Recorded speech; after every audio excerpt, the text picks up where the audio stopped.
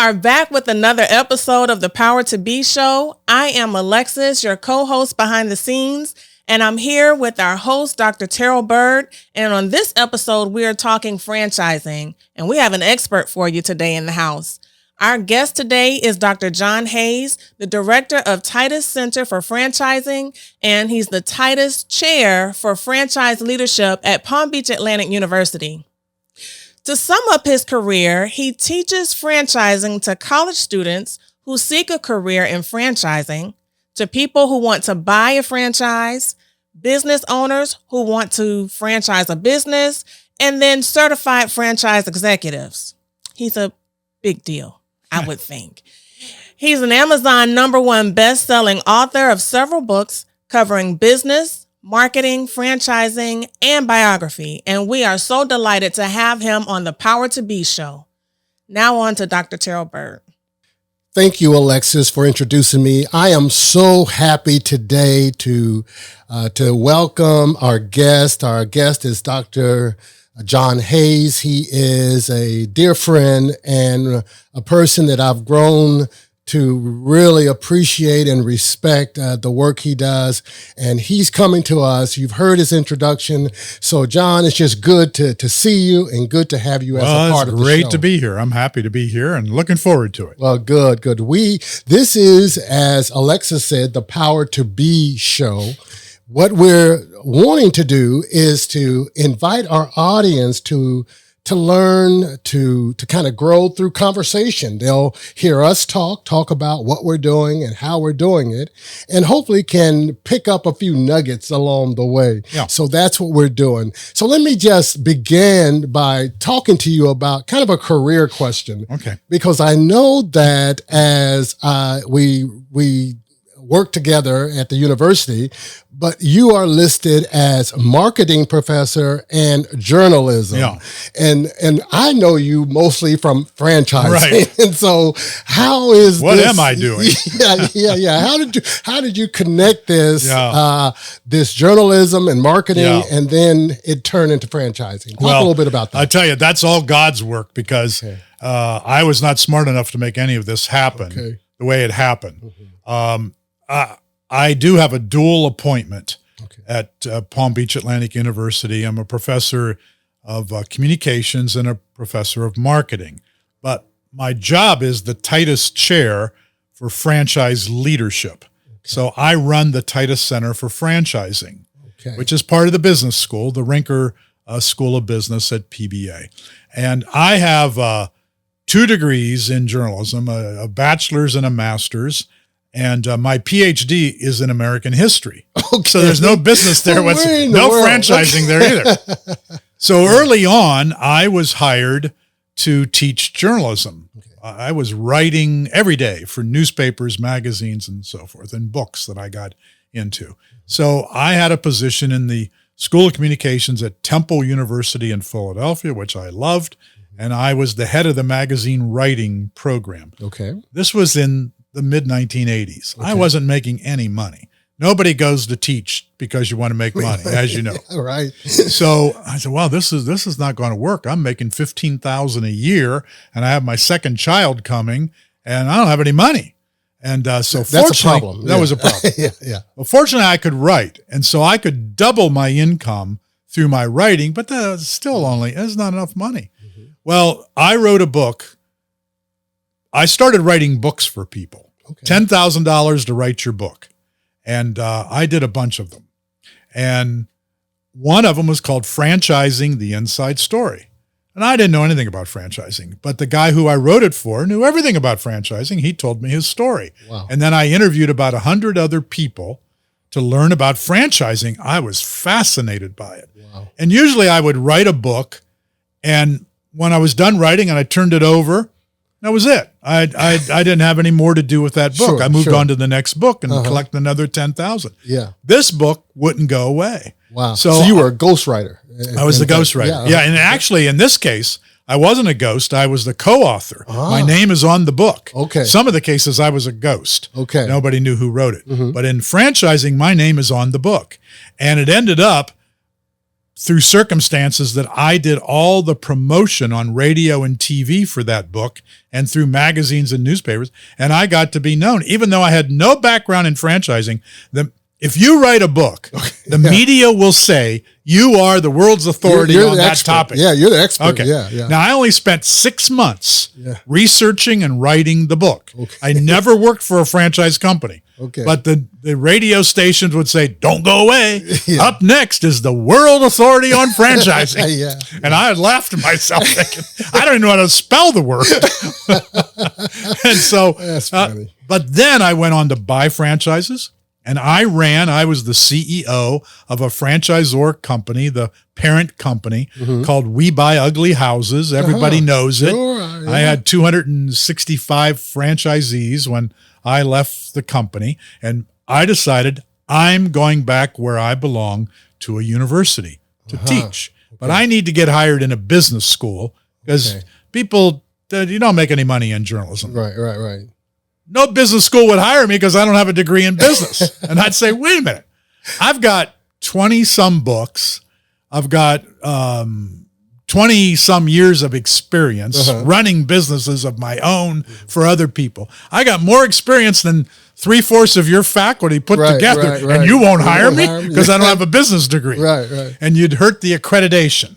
Well, a private university over in Kuwait decided they would give me a full-time opportunity and a dual appointment in their communications school. And they pay good. And their business, and they paid good. Yeah. And no tax. And I was there for 7 years in Kuwait. Wow. Loving it.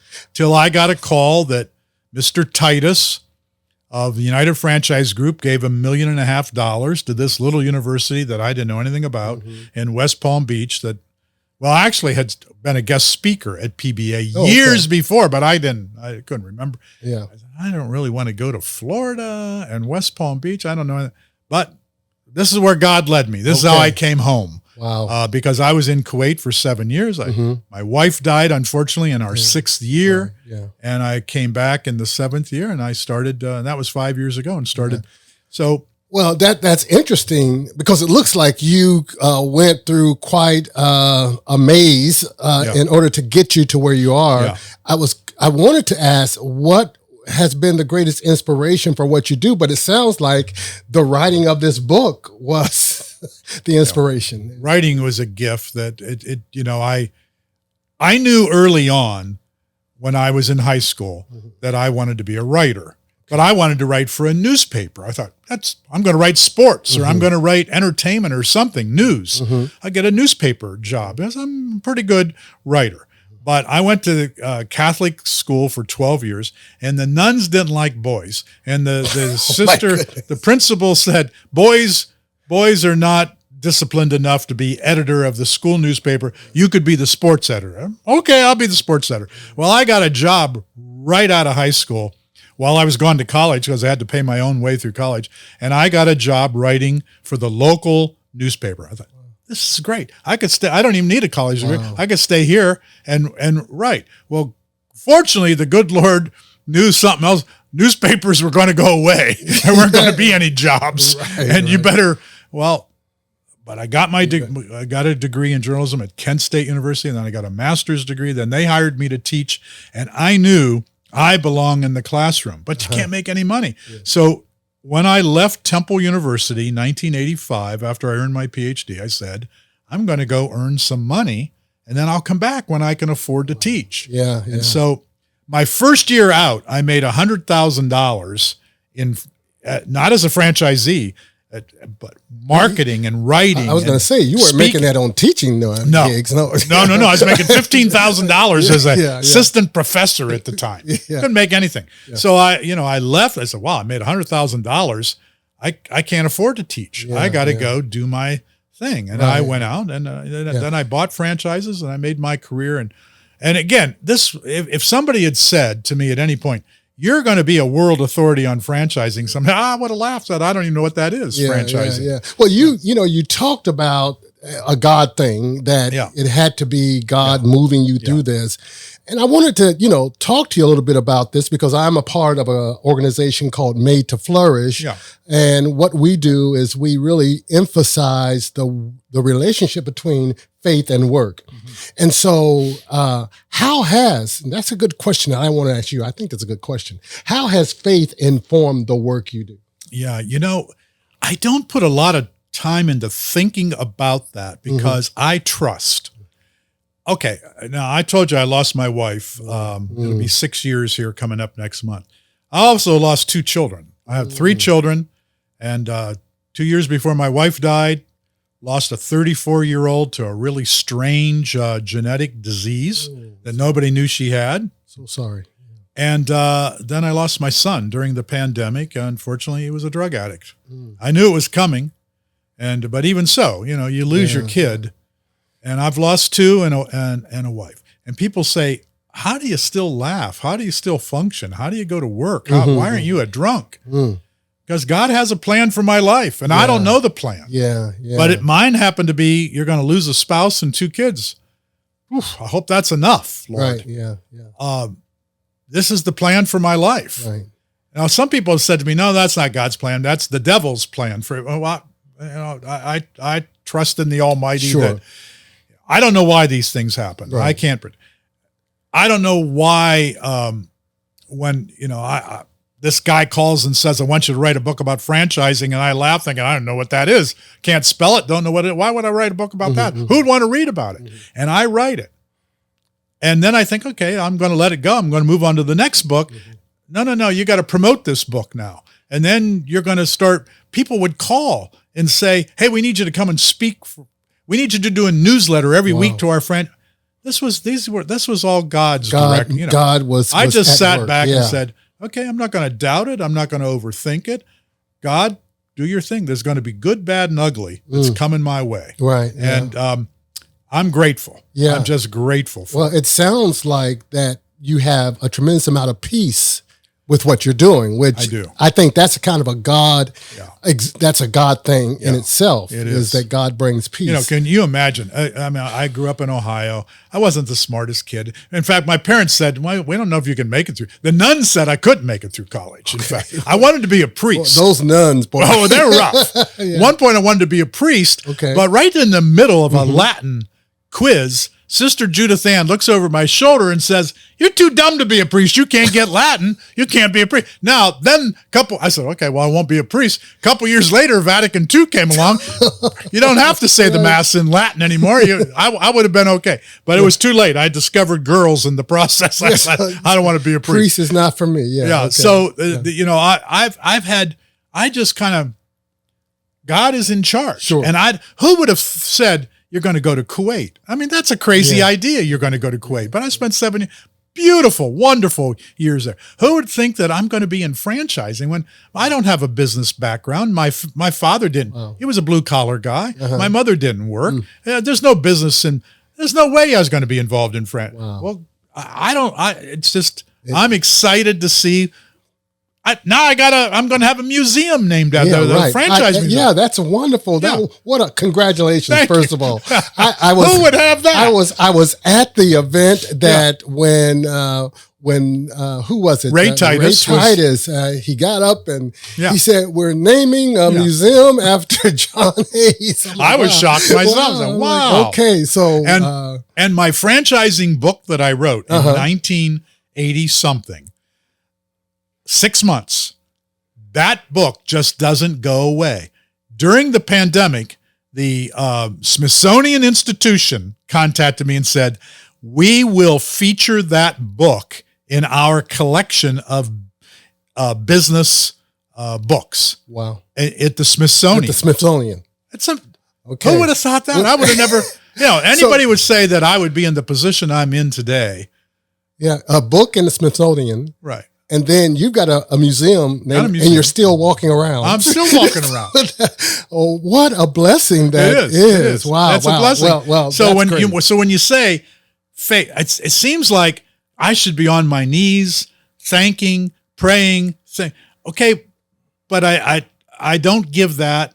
I just know God's in charge of my life. Yeah. Give it up. Yeah, right. And surrender to that and let God do his thing. And you're going to have to take the good, the bad, and the ugly. That's awesome. You're going to get museums. You're going to get death. The things are going to happen. I'm waiting on my museum. But anyway, that's good. That's good. Actually, I think as I listen to you talk, it's amazing because I see that you are radiating this joy for what you're doing. Yeah. And I know that too must be the God thing, that there's not only peace, but there's also joy. Yeah. Let me ask you though, I had uncle, I never really thought about franchising. I'm like you, I can even spell it, but I never thought about franchising. But I did think about when I was growing up about starting a business, wanting to, and I actually learned that from an uncle. I have an uncle who he's gone now, he's deceased, but he developed this wonderful barbecue sauce, and he was able to get it branded. It was Mr. B's Barbecue. Wow. Tom Brown was his name. And he was able to get it into some Kroger stores. Yeah. And it was really nice. I'm like, my uncle has his own barbecue sauce. Pretty good. Yeah, that's pretty good. Is it still around? You still have it? And that was the issue. The issue is it disappeared. Now he didn't leave the recipe. Right. The Colonel. Well, I think I may have got the recipe. And I don't know. I may one day introduce it again. But one of the things, I think he may have sold the patent to it. Okay. And so that may have been how he's kind of lost that. Yeah. But I thought about it in the context of we've been involved in small business incubator programs and stuff, what made the flourish. Can you talk about the difference from maybe the challenging parts of franchising versus you starting your own small business? Yeah. Talk a little bit about that. Well, franchising usually starts that way. Somebody starts a business. Mm-hmm. They don't start a franchise. Okay. And first of all, very few people know very much about franchising, except about 40 to 50% of all retail sales in America are spent in franchise businesses. But nobody sits back and says, okay, now I got to go buy a pair of shoes. Do I go to the franchise store or the not? Nobody cares. You just go, do you really think about McDonald's being a franchise? Probably nobody ever thinks of it. So franchising develops over time as you grow and get people to back it. Exactly. So because what happens is, I'm thinking of a guy who I helped a long time ago. He started this low calorie, low fat ice cream shop. Mm-hmm. And it was called Thinny Delights. It doesn't exist anymore. It was in Philadelphia. And he started it, got the formula on his own and figured out how to make it and opened one little unit called Thinny Delights. Well, people were standing out the door to get this. And every week somebody would say to him, is this a franchise? Can I buy one of these? And he said, no, it's not a franchise. I just started it on my own and maybe I'll franchise someday. But he didn't know anything about franchising. Okay. He contacted me and he said, every week people want to be my franchisee. They want to know if they can open one of these. Can you help me do that? Okay. And I said, yes, I can show you how to do that. It's highly regulated in America, which is one of the reasons why it's so successful. The government requires you to give people information up front, a disclosure document before you take their money. It's a beautiful system. Really. Okay. Now, good safeguards. Yeah. So people who start their own business, 50% will never make it to 1 year in business. 50% will fail, according to the Small Business Administration. And as high as another 85% will not make it to 5 years in business. And people say, well, they didn't have enough money. And that's what I used to say. I used to write that because that's what the experts say. Businesses fail for lack of capital. Well, then I met this guy, Fred DeLuca. He was 17. And a friend gave him $1,000. He needed money to go to college. And so Fred said to this fellow, who was an engineer, a scientist, he said, can you think of, how can I make some money to pay for college? And he said, I'll tell you what, I've been reading about this in the newspaper. Open a submarine sandwich shop and I'll give you $1,000 to get started and we'll be partners. And that business is known as Subway. $1,000 started by a 17-year-old kid who never made a sandwich for himself in his life because he was in an Italian family. His mother made his food for him. Yeah. So I thought, well, wait a minute now. If it takes capital, he only had $1,000, right? And he built the largest franchise in terms of numbers, larger than McDonald's in terms of units.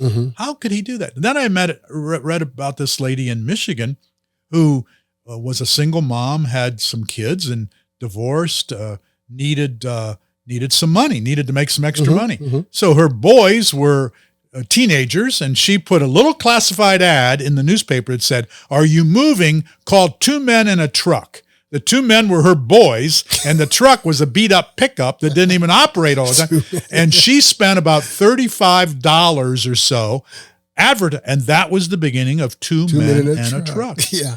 Well, then I met Mike Ilitch, and I thought, she got started for less than $100. Mike Ilitch got started for less than $200, Little Caesars Pizza. He came out of the Army, wanted to be a baseball player. He got injured. Didn't know what he was going to do. Well, he could make pizza. Found a little hole-in-the-wall place where he could make pizza. Started Little Caesars. Okay, doesn't sound like you got to have a lot of money to start a successful business. Then I'd meet people who would say, "Oh, I've lost $180,000 trying to get my business off the ground."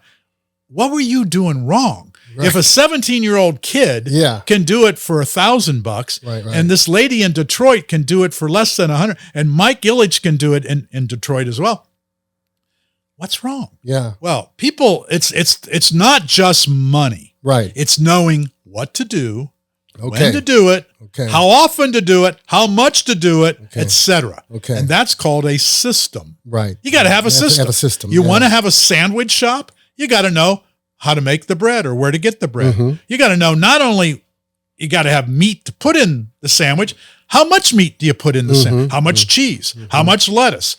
Whatever. So are you saying that the reason that businesses fail is for a lack of a system? People don't know what to do, when to do it, how to do it, and they got money. They'll put $180,000 into doing the wrong things. If they'd had somebody looking over their shoulder, like a franchisor who said, "Now, here's what we do. 7 days a week or 6 days a week if you're Chick-fil-A, this is what we do. Here's how we do it. Here's when we do it. Here's where we advertise. Here's how you hire people. Here's how you train people. Here's how you fire people. Here's how you get customers. Here's what you say to customers."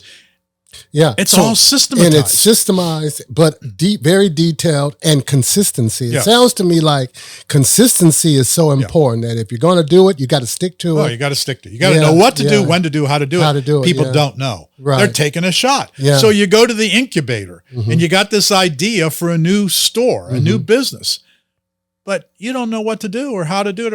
So go to a franchise that already has it, already got the system. Right. They've already got 100 units or 1,000 units. They know how to do this. Right. And yes, it's going to cost you. You're going to have to buy their system. Yeah. You're going to have to become a franchisee, and you're going to have to pay up the money. Yeah. Okay. Yeah. So that's the difference. The difference is you go into a franchise, then the system's already in place. Right. All you have to do is learn their system. Exactly. As opposed the money to pay to do it. Yeah. I look at it as the franchise is the country club. You want to join the country club?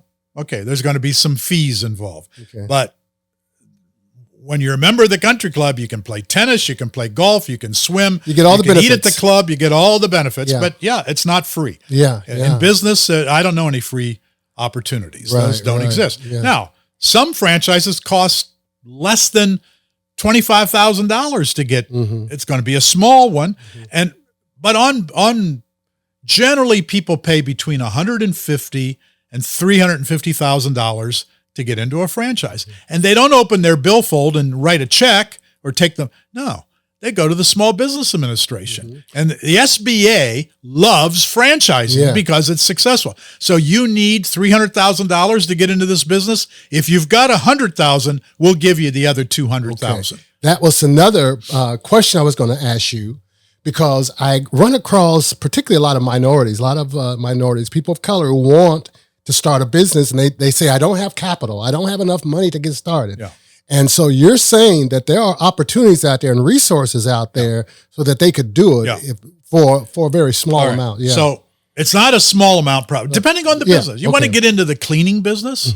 You could do this for a few $1,000s, maybe less than $15,000. You can become a janitor. Now people say, oh, janitor. Well, I know some $1 million janitorial operations. That's a big business. Janny King is the world's largest commercial cleaning business. And you're not cleaning. You're hiring the crews that do the cleaning. Coverall is another one.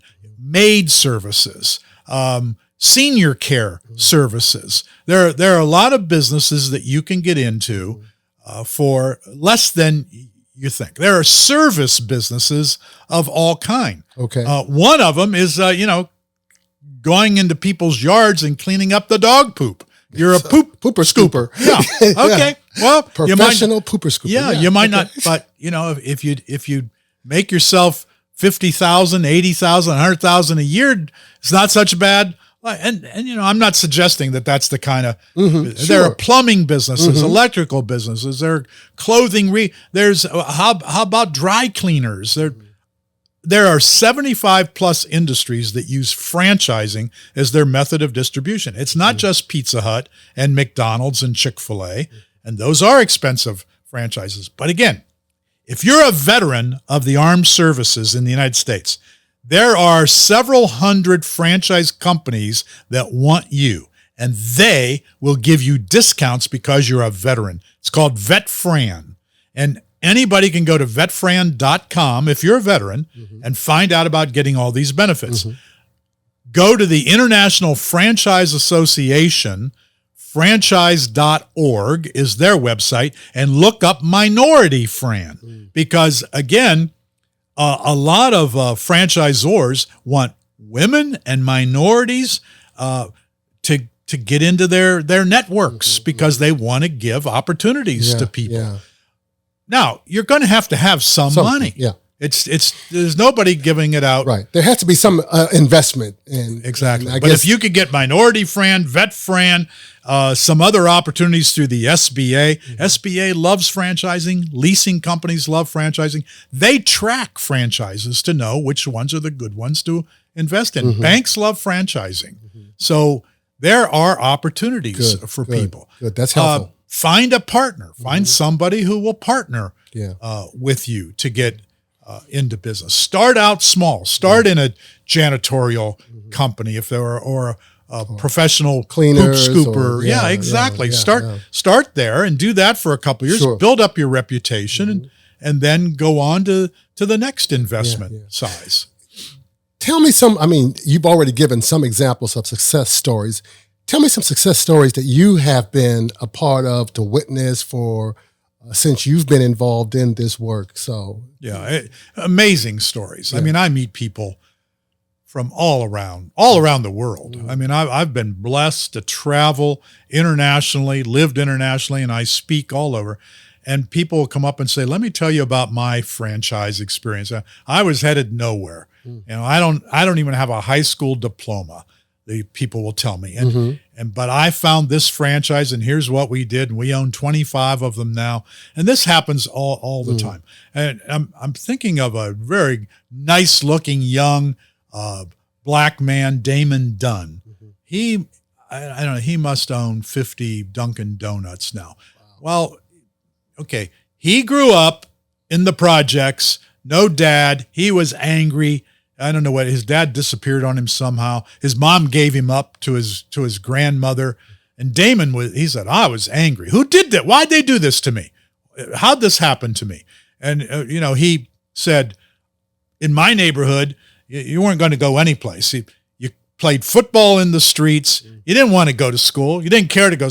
Now he was smart, and he had a grandmother, got him to church and got him to school. Wow. But he also played football, and he got a football scholarship, and he went to Stanford. And smart guy. Today, he's operating. He said, "Show me a Dunkin' Donuts. Let me look at their numbers, their sales, and how many customers and traffic count, this or that. I have a formula that I'll decide in 5 minutes if I want to buy that Dunkin' Donuts because I know it's underperforming and I know how to turn it around. Wow. And he now has partners, private equity money behind him that he can buy and as many Dunkin' Donuts, and that's his plan. And then he's I don't even think he's 50 yet. Wow. So he's going to do this and then he's going to be done. Yeah. So, but a guy in Dallas, Texas was in real estate, a man who I was blessed to know for a period of time. I mean, unfortunately, he's deceased. He about my age, and he was a real estate broker, and he said, all these agents, they are a pain. They're always complaining. They're this, they're that. And one day, a lady kept bugging him about, I want you to sell my house for me. Well, the house was ugly. It was run down. He said, I can't list this house. He didn't want to tell her that. He didn't want to offend her. But she'd ask every week. And finally he said, you know what? I'm going to buy your house myself just to help you out, make you happy. And he bought the house. He fixed the house, put it on the market.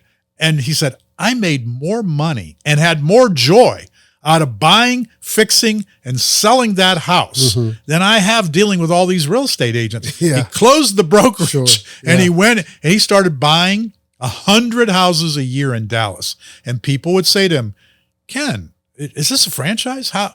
And he called it Homevestors. And is this can you teach me how to do this? And no, I'm not franchise. I'm just doing this for Well, he heard that enough and he said, let me find out about this franchising. Yeah. And that's how We Buy Ugly Houses got its start. Wow. Yeah. It's huge now across the country. Sure. But this Ken was not a guy who had a big ego. He wasn't rich. He had his education, but he loved real estate. And he loved showing people how to do what he learned how to do, but kind of by accident. And helping them. And there are a lot of minorities in that business as well. I became president of the company. I was on their board. He then got sick. On his deathbed, asked me to succeed him as the CEO. I didn't think I was ready for that. But again, it's God's plan. Don't know where you're going to be led. That's great. Those are some great stories. If I said, give me at least 3 words of advice that you could give to someone that's contemplating becoming a franchise owner, what would be the advice you would give? Okay. Well, first is, what are you cut out to do? And again, it's so easy. Go take a DISC profile, DISC. Go find out where your strengths and weaknesses are. You can do a DISC profile for free at howtobuyafranchise.com/DISC. It's free. Okay. That's my website, howtobuyafranchise.com/DISC. Okay. Number 1. Take it. Free. It's going to tell you your strengths and weaknesses. Based on that, go look at franchises that match your personality, your strengths and weaknesses. Go don't buy the wrong franchise. So know who you are. Number 2, know the franchises. Know what makes sense for you. And number 3, due diligence, DUE diligence. Easy to do. Anybody can do it. I can lead you through it. Read my book, Take the Fear Out of Franchising. It tells you how to do the due diligence. Wow.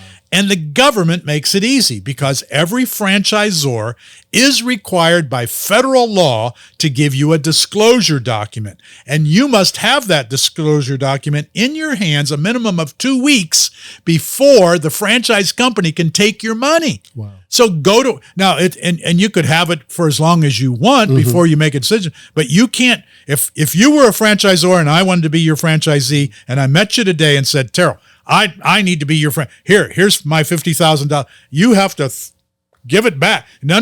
I can't take your money until I give you this disclosure document. Hold on to it for 2 weeks. Use it to do your due diligence. Check me out. Find out. Am I worthy here? What do other franchisees say about me? What's my training program? How much money will I have to spend? What do I have to do on a day-to-day basis to be a franchise? It's all in the disclosure document. This is the due diligence. If you do this, you protect yourself from buying the wrong business, getting in with the wrong people, buying something you say, I didn't know I had to do this. I don't want to work on Sundays. Okay, well, then you bought the wrong franchise because this one's open 7 days a week. Yeah.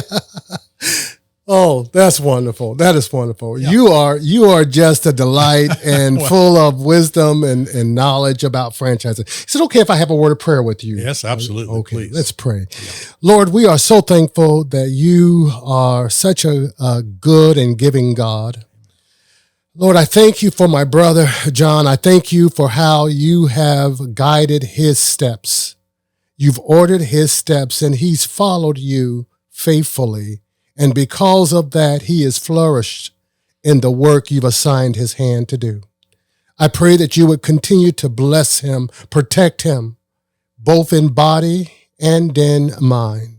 We thank you, O God, as he pours in to young people that they might flourish and do great things in the franchising world. We thank you, and we are happy, O Lord, that you have chosen such leaders as John. We give thanks in your name, Lord. Amen. Amen. John, it's so good to have you share with us. You've been. You mean it's over already? I didn't do a good job. You did a fantastic job. Fantastic job. It goes by fast. It does. One of my members from my church, and she's got a little business she's starting up, making tumblers and cups and things. And one is it has our name, Power to Be Zone. We want a Power to Be show. We wanted to give this to you. Thank you. So that every time when you drink out of it, you'll see that. And you'll know that it's the power to be connected, creative, and courageous, which is the theme that we have for our show. We are just happy. So thank you for being with us. God bless you and your program and all the work you do. Thank you. We love you at PBA. Students love you. Thank you. Thank you. Thank you, John. To our listeners, we want you to know that we can make information available to you through our website, through our page, our social media form. And we would, if you want to subscribe to us, we would invite you to do that. And we will provide more information about ways that you can get connected and ways that you can be creative and ways that you can be courageous, the power to be. Thank you for being with us today. Wow, what an awesome discussion with our guest and our host. I hope you got something out of this episode. We want to thank this episode's sponsor, Living Word Christian Community, located at 2390 South Military Trail, West Palm Beach, Florida, 33415. Service begins at 10:30 a.m. each Sunday in person, on Instagram and Facebook Live. If you wish to be an episode sponsor or a patron of our show, head over to our website, www.powertobeshow.com, and click on Become a Sponsor or Become a Patron. Thank you so much for tuning in, and we'll see you next week.